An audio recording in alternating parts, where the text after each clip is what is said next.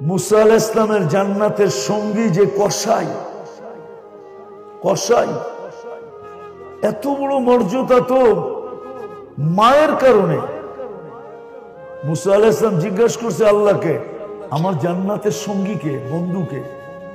অমুক কসাই। ওইটা কোনো হইলো? আমি কই, কসাই কই? আল্লাহ বলে সিদ্ধান্ত করার কি আছে, এটাই সিদ্ধান্ত। আচ্ছা ঠিকানা দেন, দেখি কি কারণে ও আমার জান্নাতের এত ঘনিষ্ঠ হইল। তো যা দেখে ঠিকই কসাই, গোস্ত কাটতেছে, বেচতেছে। মুসা আলাইহিস সালাম বসে বসে দেখতেছেন।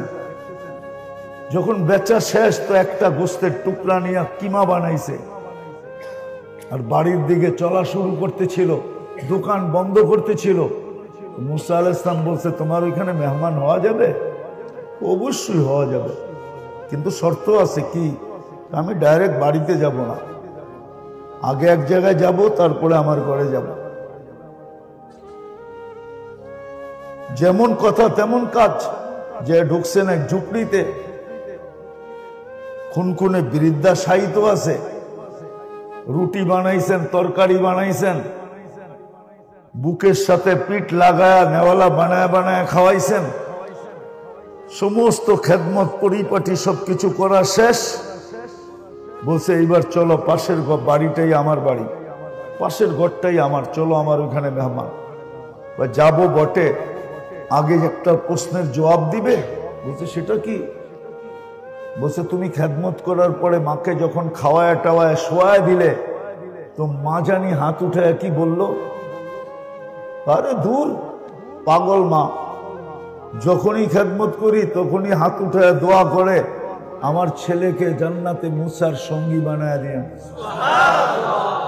মুসা আলাইহিস সালাম বলতেছেন, মা পাগল না, তুই পাগল। আমি মুসা, জানার দরকার ছিল তুই এত বড় মর্যাদা পাইলি কি করে। নারীকে প্রশ্ন করবে, নারী তোমাকে আমি কি দিলাম? তোমার পায়ের নিচে তো সন্তানের জান্নাত রেখা দিলাম, না রাখলো না? হ্যাঁ, তোমার পায়ের নিচে সন্তানের জান্নাত যদি না রাখতো, তাহলে শাফি রহমতুল্লাহ আলাইহির মা ওর পাও টিপা কেন ঘুম পড়াইতেন, আর মাঝে মাঝে পায়ের তালুতে কেন চুমা দিতেন? মা কাইপা উঠতো, আমার পায়ের তালুতে চুমা। তো শাফি রহমতুল্লাহ হাসতেন আর বলতেন, কে বললো তোমার পায়ের তালুতে চুমা দিলাম? আমি তো আমার জান্নাতে চুমা দিয়া স্বাদ নিতেছিলাম। কিতাব উঠান। তো নারীকে যে আল্লাহ নারীত্ব দিলেন, মাকে যে মাতৃত্ব দিলেন, এটাই তো আল্লাহ জিজ্ঞেস করবে, তোমাকে তো আমি অনেক উপরে উঠাইলাম। তাহলে বলেন আপনি, নারীর ভিতরে যদি নারীত্ব না থাকে তো একটা পুরুষ কি পাশে শোয়ায়? এখানে বেশিরভাগই তো চাকরিজীবী, ঠিক না? হ্যাঁ, সত্য তো। কারখানার এরিয়া না, 20 ঘন্টা কতটুকু দিলাম, অথচ সমগ্র সৃষ্টি তো আপনার বিরুদ্ধে। যদি বিরুদ্ধে না হইতো তাহলে হাদিসে এটা কেন আসতো? আলা কুল্লা ইয়াউমিন আল আরদু তাস্তাদিনু রাব্বা। কালিয়াকুরের মাটি ডেলি আল্লাহকে বলে অনুমতি দেন না। পাইলিং করে এটা তো মাইনা নিলাম, ঘর বানা এটা মাইনা নিলাম, পেশাব করে এটা মাইনা নিলাম, পায়খানা করে এটা মাইনা নিলাম, কিন্তু আমার পিঠে যে গুনাহ করে এটা মাইনা নিমু কি করে? আমার কথা বোঝেন। কিন্তু জমিন তো বলে সব মাইনা নিলাম, পাইলিং করে এটা মাইনা নিলাম, পেশাব করে এটা মাইনা নিলাম, পায়খানা করে এটা মাইনা নিলাম, চলে ফিরে এটা মাইনা নিলাম, ঘর বাড়ি ইচ্ছা মতো বানায় মাইনা নিলাম, সবকিছু মাইনা নিলাম, কিন্তু আল্লাহকে বলে, আল্লাহ বলেন এটা কি করে মাইনা নিতে পারি যে আমার পিঠে গুনাহ করে? ওলামা বলুক, জমিন আল্লাহর বাধ্য না অবাধ্য? আল্লাহর বাধ্য না অবাধ্য? মা মিন শাইইন ইল্লা ইউসাব্বিহু বিহামদি রাব্বির অন্তর্ভুক্ত না বহির্ভূত? 24 ঘন্টা তো আল্লাহর গুণগান গায়। ও তো ডেলি আল্লাহকে বলে, আল্লাহ নাফরমানি মাইনা নেই কি কইরা, এরকম নাফরমানি।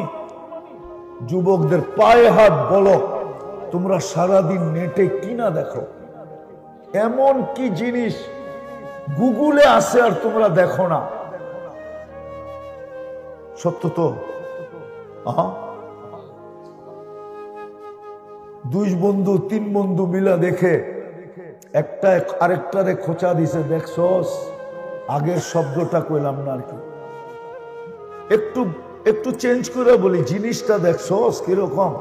কিন্তু এটার একটা কোডওয়ার্ডও আছে তোমাদের কাছে, আমি জানি, আমি ওই কোডওয়ার্ডটা জানি, এমন না যে জানি না। যুবকদের একটা কোডওয়ার্ড আছে, হুজুররা জানবেন না। ওদের একটা কোডওয়ার্ড আছে, এক বন্ধু আরেক বন্ধুকে দেখায়, দেখছো জিনিসটা। ও কিন্তু দেখতেছে, কিন্তু বলতে দেরি, শরীরে হিট হইতে দেরি হয় না। কিন্তু মোবাইলের ভিতরে হাত ঢুকাবে কি করে? ওটা যে নাচতেছে গাইতেছে কোথায়, এটাও তো জানে না। তো মনে স্বাদ মিটাই কে দিয়া জানেন? তো মোবাইলে টাচ করে চুমা দেয়। জিজ্ঞেস করেন, আপনি জিজ্ঞেস করেন না করে, জিজ্ঞেস করেন। গাড়ি আটকায় দিলে দেও, অসুবিধা নেই, জিজ্ঞেস করেন সত্য বললাম না মিথ্যা বললাম। মোবাইলে টাচ করে চুমা দেয়। আমি এটাই বুঝাইতে চাইতেছি, যাকে যতটুকু দিছেন, ডেলি যতটুকু দেন, আসতেছে ওই দিন অচিরে, সামনে দাঁড়া করা জিজ্ঞাসা করবে, লাতুসআলুন্না আনিন নাঈম। তোকে আমি দিছিলাম কত, দিতেছিলাম কত, কিন্তু বল তার বিপরীতে তুই আমাকে দিলি কত? এটাই প্রশ্ন, এটাই প্রশ্ন। এটারই সমাধান এখান থেকে। মৃত্যুর পরে সমাধান সম্ভব হবে না। যে সমাধান করা যাবে, আর সমাধানটা কঠিনও না। সমাধানটা যে কঠিন, কঠিন না, কসম খোদা। সকালবেলা 3 বার পড়লে সারা দিনের নেয়ামতের শুকরিয়া আদায় হয়ে যায়, মাত্র 3 বার পড়লে। মা আমসা বিনি'মাতিন মিনকা ওয়াহদাকা লা শারীকা লাক ফালাকাল হামদু ওয়া লাকাশ শুকর। আল্লাহুম্মা মা আসবাহা বিনি'মাতিন ফামিনকা। আল্লাহ, সকালে বলতেছি যত নিয়ামত সন্ধ্যা থেকে নিয়ে এই সকাল পর্যন্ত আমার মিলল, সব তোর থেকেই। ফালাকাল হামদু ওয়া লাকাশ শুকর। এতটুকু বলতে দেরি, 12 ঘন্টার নিয়ামতের শুকরিয়া আদায় হইতে দেরি হয় না। সুবহানাল্লাহ। পদ্ধতি তো সহজ করছিলেন, এটা কি কঠিন? কঠিন? আপনি বলবেন শিখাটা কঠিন, ঠিক না? শিখাও তো কঠিন না।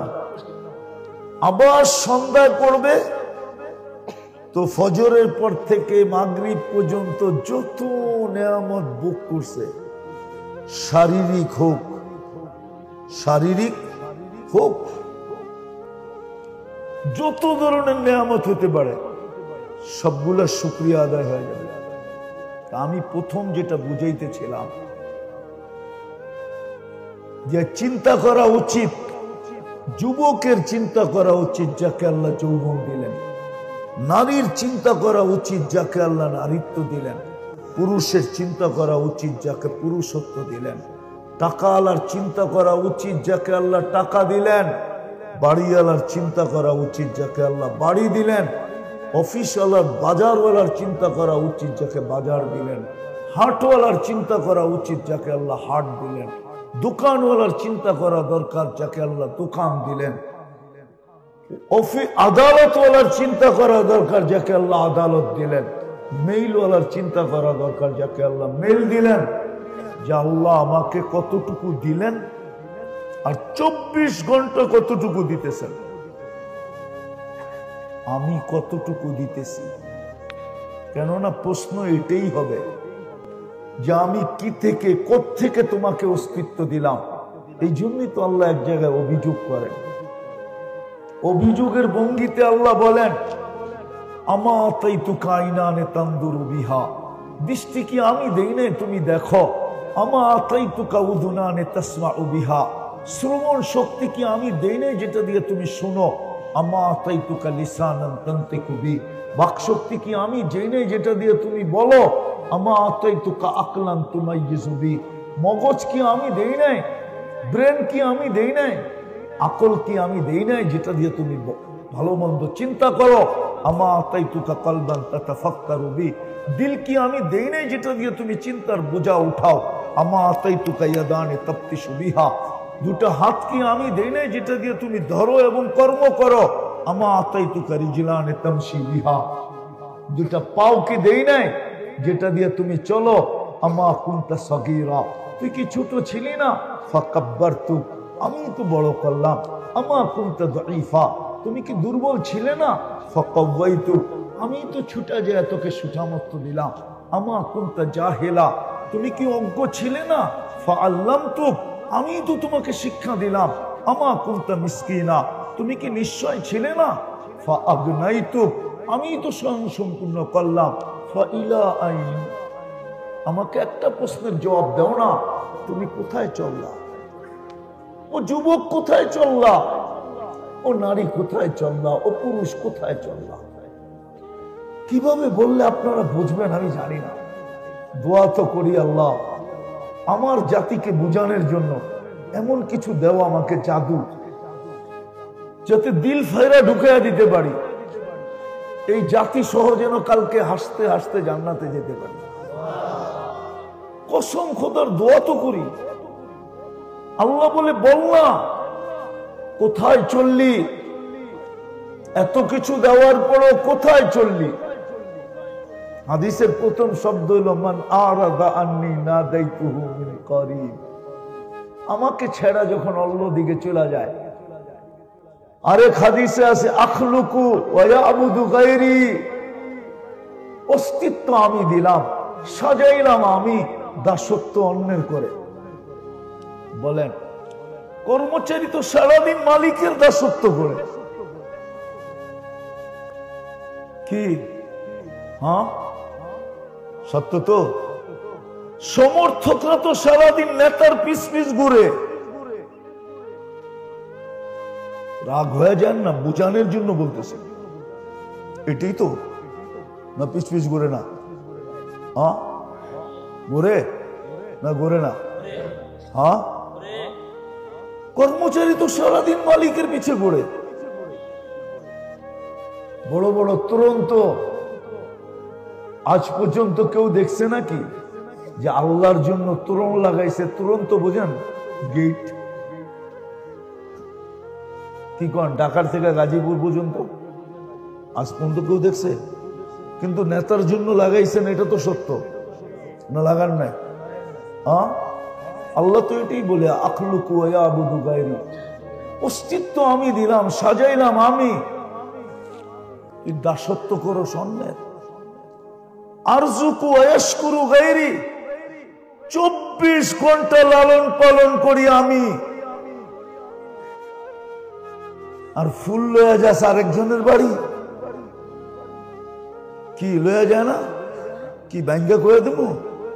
হ্যাঁ দেখেন না মনে হয় ব্যানার বানায়া মিছিল লয়া নেতার কাছে ফুল লয়া যেতেছে, ঠিক না? আজ পর্যন্ত মিছিল লয়া কয়জন রে দেখছেন মসজিদে ফুল লয়া আইতে? যদি জিজ্ঞাসা করে কিরে ফুল লয়া আসলি কেন মিছিল লয়া? আল্লাহর লেগে লয়া আইছি, মসজিদে সাজায় রাখেন। একটা দেখান আমারে, আল্লাহর কথাই তো সত্য। আখলুকু ওয়া ইয়াবুদু গায়রি, আরজুকু ওয়া ইয়াশকুরু গায়রি, শুকরিয়া অন্যের আদায় করে, অথচ 24 ঘন্টা লালন পালন আমি। ও যুবক একটু ভাবো, তোমরা সারাদিন যা দেখো, তোমরা বুকে হাত দিয়া বলো তো, তোমাদের মা বাবা যদি এটা জানতো তাহলে তোমাদের কাউকে ঘরে ঢুকতে দিত কিনা? বলো তো দেখি। কিন্তু সারাদিন লুকায় কে? আল্লাহ তো বলে আস্তুরুক ওয়ালাউ তাখশানি। এই জন্যই তো আদম আলাইহিস সালাম বলছেন যে আমার চেয়েও কুঠি গুণ পীড়িত হইল আল্লাহর উম্মতে মুহাম্মদীর সাথে। শব্দটা মনে হয় আল্লাহর লেগা ঠিক হয় না, ঠিক না? পীড়িত বলাটা ভালোবাসা আমার চেয়ে কোটি গুণ বেশি। প্রমাণ, একটা ভুল করলাম কিয়ামত সকাল পর্যন্ত মানুষ জানবে। উম্মতে মুহাম্মদী সারাদিন গুনাহ করবে, কেউ জানবে না। শুধু একটা ভুল করছে, কিয়ামতের সকাল পর্যন্ত মানুষ জানবে না, জানবে না? আমরা জানি না, কিন্তু উম্মতে মুহাম্মদী সারাদিন গুনাহ করবে, আল্লাহ কাউকে জানতে দেবে না। তাহলে এটা ভালোবাসা না তো কি? একটা ভুল করতে দেরি আরো কোটি গুণ বেশি ভালোবাসা দেখাইতেছি। একটা ভুল করতে দেরি আমার থেকে আমার স্ত্রীকে 200-250 বৎসরের জন্য পৃথক করতে দেরি করে নেয়। কি, একজন জিদ্দায়, একজন শ্রীলঙ্কায়, ঠিক না? ঘুরতে ঘুরতে ঘুরতে 200-250 বৎসর পরে যায় আরাফার ময়দানে দেখা হয়েছে, ঠিক না? হ্যাঁ, উম্মতে মুহাম্মদী সারা দিন গুনাহ করবে, রাত্রে আইয়া এক কম্বলের মধ্যেই শুয়ে থাকবে। না মনে হয় হুজুররা বোঝে নাই। সারাদিন গুনাহ করবে, রাত্রে আইসা, এটা ভালোবাসা না তো কি? তৃতীয়, আমি একটা ভুল করতে দেরি জান্নাত থেকে আউট করতে দেরি করে নাই, বলছে বাইরো। কিন্তু উম্মতে মুহাম্মদী সারাদিন গুনাহ করবে, রাত্রে নিজে বাড়ির ছাদে যায়া প্রত্যেককে ডাকবে, ডাইকা ডাইকা গুনাহ মাফ করবে, আবার জান্নাতও হাতে উঠে দিয়ে দেবে। এখন কিন্তু আল্লাহ আসার সময় হয়ে গেছে। রাতের 3 ভাগের 1 ভাগ অতিবাহিত হইলেই আল্লাহ প্রথম আকাশে চলে আসে। প্রথম আকাশ আমাদের দুনিয়ার ছাদ, ঠিক না? আয়েশা আওয়াজ দিবে, হাল মিন মুস্তাগফির, কি আসিস গুনাহ মাফ চাস? ফাগফির আলা, আল্লাহ এটাও বলবে আমি গ্যারান্টি দিতেছি তুই হাত উঠাইতে দেরি আমি মাফ করতে দেরি করব না। আদম আলাইহিস সালাম বলতেছে এর চেয়ে বেশি ভালোবাসা, আমার চেয়ে কোটি গুণ বেশি ভালোবাসা উম্মতে মুহাম্মদীর সাথে। ওইটা আবার কেমনে? গুনাহ ভুল করলাম কবে? গুনাহ মাফ হইল 250 বৎসর পরে, 200 বৎসর পরে। না তওবা কবুল হইল 200-250 বৎসর পরে। কিন্তু উম্মতে মুহাম্মদী যেখানে গুনাহ করবে ওইখানে দাঁড়ায়া মাপ চাবে না, শুধু আল্লাহ বলে একটা চিৎকার দিবে, আল্লাহ করলাম কি? রব্বানা বলে একটা চিৎকার দিবে, রব কি হয়ে গেল, কি করলাম? আল্লাহ সাথে সাথে জবাব দিবে, আলিমা আবদি আন্না লাহু রাব্বা। আল্লাহর সাথে সাথে জবাব দিবে, বান্দা জানলো একজন রব আছে। সামনেরটা শুনেন ধ্যান দিয়া, ফাগফারতু লাহ, আল্লাহ বলে রব বলে তো স্বীকার করলো, মাপ চাকার না চাক, রব বলার বেনিফিট তো পাওয়া চাই, সেটা কি আল্লাহ? মাগফিরাতের চেয়ে বড় বেনিফিট কি হইতে পারে? মাফ করে দিলাম সাথে সাথে। আমি যেটা বুঝাইতেছিলাম যে যাকে যা দিছেন, যতটুকু দিতেছেন, এই ছোট জীবনটায় একটু ভাবি, কালকে কিন্তু এটাই জিজ্ঞাসা করা হবে যে আমি তোমাকে দিলাম কতটুকু, 1 ফোঁটা পানির থেকে কোন পর্যন্ত পৌঁছাইলাম, তারপরে ডেলি আমি কতটুকু দিলাম, তার বিপরীতে তুমি আমাকে কতটুকু দিলাম, এটাই জিজ্ঞাসা করা হবে। লা তুসআলুনা আনিন নাঈম। এটার ভিত্তিতেই দুনিয়াতে যেরকম মান সম্মান ইজ্জত আধিপত্য, সবকিছু পাওয়ার একটা মাপকাঠি আছে, সিস্টেম আছে। আল্লাহর কাছেও ইজ্জত আলা হওয়ার এটাই সিস্টেম, যে জবাব দিতে পারবে সেই আল্লাহর কাছে ইজ্জতওয়ালা হবে। দুনিয়ার কোনো কিছুর ভিত্তিতে না। এমন না যে তার সাথে বংশ লাগবে, এমন না যে তার সাথে রঙও লাগবে, এমন না যে তার সাথে ঢঙও লাগবে। তাইলে তো রাবিয়ার বাড়ি আমাকে কাঁদাইতো না, কারণ আমি তো রাবিয়ার দেশে 6 বার গেছি, 6 বার। রাবিয়ার বাড়ি ইথিওপিয়া, 6 বার গেছি। ওই দেশের মানুষগুলার তো রঙও নাই, ঢঙও নাই।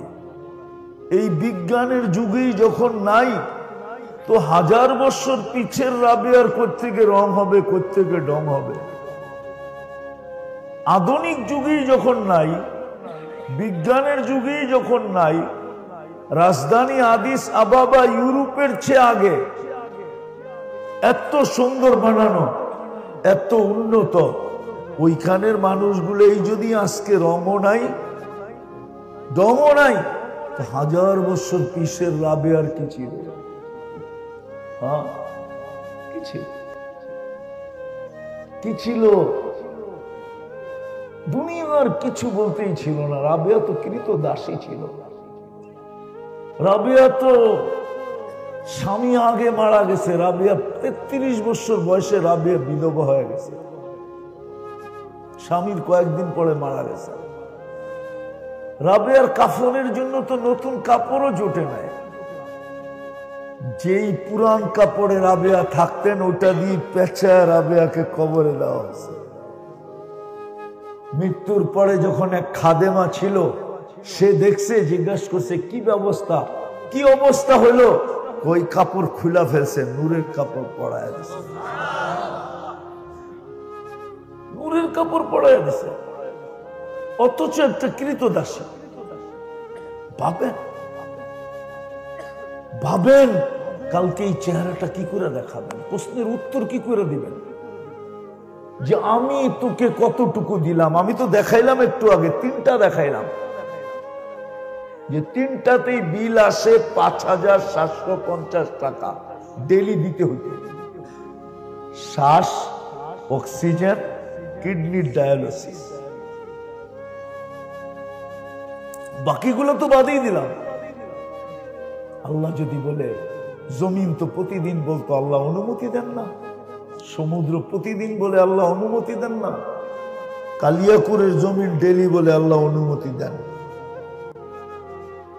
যখন প্রথম সুনামি হয়, তা আমি 3.5 মাস পর গেছি।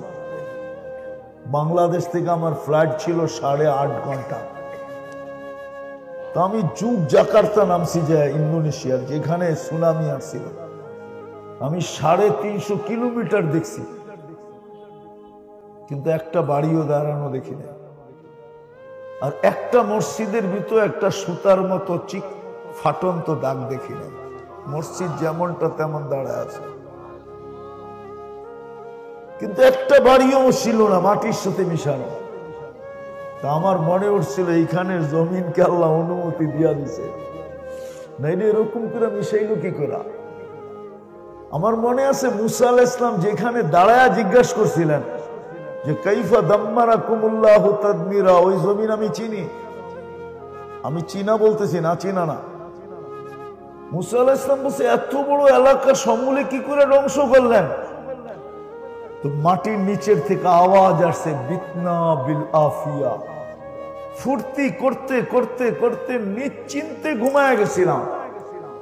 আসবাহনা ফিল হাবিয়া, সকালে উঠে দেখি আমরা সবাই হাবিয়া, দুজকের ভিতরে। আমি লম্বা কাহিনীকে শর্ট করলাম। এই জন্য মেরে দোস্ত, চিন্তা করা উচিত। আপনি ভাববেন চিন্তা করলে কি হবে?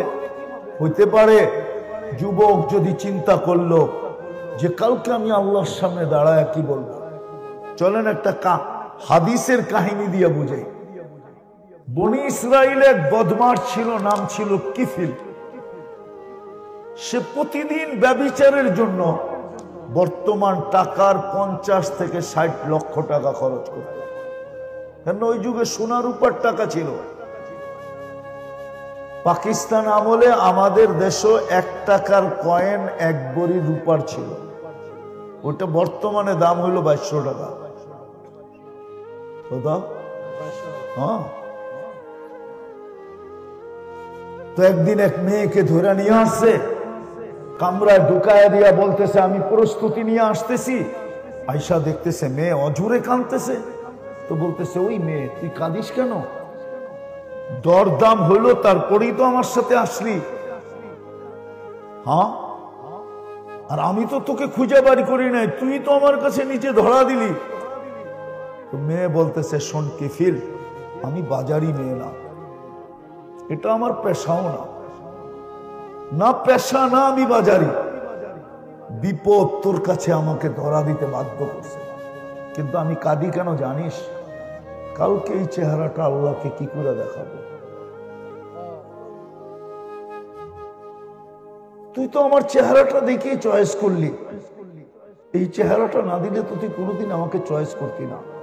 কেননা আমি তো জানি তুই রূপসীর পাগল, তুই রূপের পাগল। কিন্তু ভাবতেছি এই চেহারাটা আল্লাহকে কি করে দেখাবো? তো যুবক একটু ভাবো না, এই যৌবনটা আল্লাহকে কি করে দেখাবো? যৌবন তো আল্লাহ দিল। নারী ভাবুক না, নারীত্ব তো আল্লাহ দিল। পুরুষ ভাবুক না, পুরুষত্ব তো আল্লাহ দিল। পুরুষত্ব যদি আল্লাহ ওকে না দিত তো প্রথম রাত্রেই তো মহিলা বাইরে চলে যেত, না যেত না?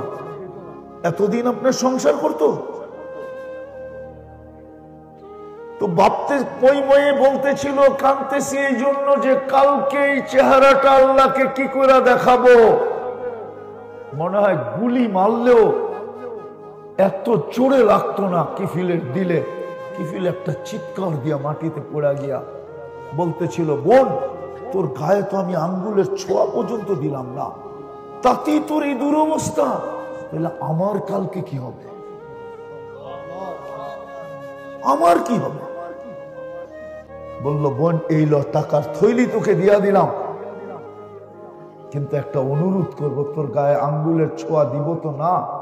দিব না, এটাই সত্য, কিন্তু একটা অনুরোধ রাখতে হবে। বলছে সেটা কি? বলে হাত দুটা উঠায় চোখের পানি দিয়ে আল্লাহকে একটু বলে দে না যে আমি তওবা করলাম।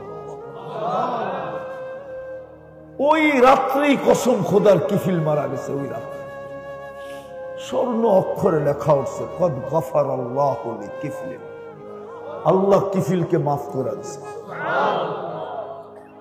কসম আজকেও যদি আমরা ভাবতে পারি, এই উম্মতের জন্য তো আরো বড় হাদিস, আমি হাদিসে কুদসি দিতেছি। এই উম্মত যদি ভাবতে শুরু করলো, যুবক আমরা, এই উম্মত যদি ভাবতে ভাবতে কোনো সিদ্ধান্তে পৌঁছলো, নিজের সিদ্ধান্তে যদি নিজে পৌঁছলো যে আসলেই তো সত্য, চেহারাটা কি করে দেখাবো, দুযোগ মনে হয় অবধারিত হয়ে গেল। এই ভাবনা দিলের ভিতরে আসতে দেরি। আল্লাহ বলতেছে ফালাম্মা তায়াক্কানতা বিল বাওয়ার ওয়া যানানতা আন্নাকা মিন আহলিন নার মানাহতু ইলাইকা রিদওয়ানি ওয়াল্লাইতু ইলাইকা গুফরানি ওয়া কুলতু লাকা লা তাহজান গফারতু লাকা যুনুবা ওয়াল আওসার ওয়া লিআজলিকা সাম্মাইতু নাফসি আল আজিজুল গফফার। আল্লাহ বলে তুই চিন্তা করতে দেরি আর তুই বলতে দেরি, হায় আমি বুঝি দুযোগী হয়ে গেলাম। তোর এই হায় তোর পর্যন্ত থাকে না, আমার আরো সে আইসা হিট করে, হিট করতে দেরি, আমি রেজার চাদর দিয়ে তোকে ডাকতে দেরি করি না, মাগফিরাতে ডুবাইতে দেরি করি না, ছুটে আইসা তোর পিঠে হাত বুলাইতে দেরি করি না, আর সান্ত্বনা দিতে দেরি করি না। লা তাহজান, চিন্তার কোনো কারণ নাই, তোর গুনাহ খাতা মাফ করে দিলাম, তোর জন্যই তো আমি আজিজুল গফফার। নাইলে আমাদের নবীজি আমাদেরকে উদাহরণ দিয়ে কেন বুঝাইতেন? বনি ইসরাইলের এক বদমাস ছিল, বদমাস। মুসা আলাইহিস সালাম ঘাড় ধাক্কা দিয়ে শহর থেকে বাহির করে দিয়েছেন। বলছে খবরদার শহরে যদি আসলি, জঙ্গলে পাঠায় দিয়েছেন। কয়েকদিন পরে ওহী আসছে, মুসা আলাইহিস সালাম, মুসা আমার ওলি মারা গেছে, জানাজা পড়াইতে হবে। বলছে একা জানাজা পড়াই কি করে? তো বনি ইসরায়েল নিয়ে যাও। বনি ইসরায়েল তো ক্যাশ না দিলে যাবে না, সোয়াব না দিলে যাবে না। আল্লাহ জোশে চলে আসছে, আল্লাহ জোশে চলে আসছে। তো বলছে যে যে জানাজায় শরীক হবে গুনাহ মাফ করে দেবো। এলান করবো তো করে দাও। এলান শুনতে দেরি, কেই সুযোগ হাতছাড়া করে। চলতে চলতে জঙ্গলে পড়ছে, তো বনি ইসরায়েল যায় দেখতেছে ওই পুরান পরিচিত বদমাস, পুরান পরিচিত ময়রা পড়ে আছে। আর বনি ইসরায়েল তো বনি ইসরায়েল, ঠিক না? সৃষ্টি লগ্ন থেকে শুধু দুনিয়াকে জ্বালায় নাই, নবীদেরকেও জ্বালাইছে। হ্যাঁ কি কন? কয়লা ধুলে তো আর ময়লা যায় না, ঠিক না? হ্যাঁ, অভিযোগ করে কোনো লাভ নাই, কয়লা ধুলে। হ্যাঁ, ওরা জন্ম লগ্ন থেকেই বদমাস, নবী করে পর্যন্ত। তো বনি ইসরায়েল বলতেছে মুসা জীবনে বহুত খেলছো, এটা কি শেষ খেলা?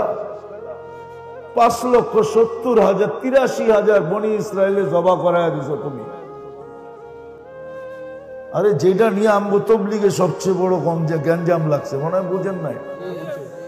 হ্যাঁ কি কিচ্ছা ছিল একরকম, বলছে আরেক রকম, এতটুকুই তো। হ্যাঁ যাক, এটা আমার আলোচনার বিষয় না, বুঝানোর বিষয়। তো বলতেছে মুসা আর কতদিন খেলবা? এটা কি শেষ খেলা না খেলা আরো সামনে আছে? বদমাস পোড়া মোড়া আছে, পরিচিত পুরাতন। তুমি কো আর জানাজা পড়লে বলে গুনাহ মাফ হবে? তো মুসা আলাইহিস সালাম পড়ছেনি বিপদে, মানে একটু পর পর উপরে তাকায়। উপরে তাকান বুঝেন কি?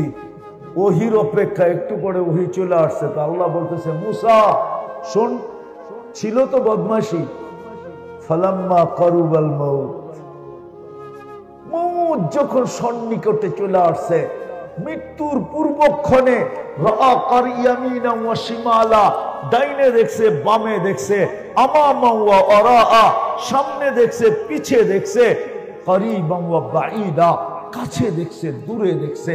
ফালাম ইয়াজিদ আহাদ, কাউকে পায় না মনের কথা বলার জন্য।